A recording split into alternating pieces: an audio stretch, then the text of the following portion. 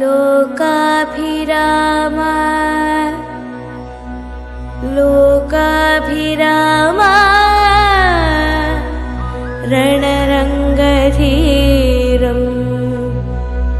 राजीवनेत्रम् रघुवंशनाथम् कारुण्यरूपम् करुणाकरं तं श्रीरामचन्द्रं शरणं प्रपद्ये।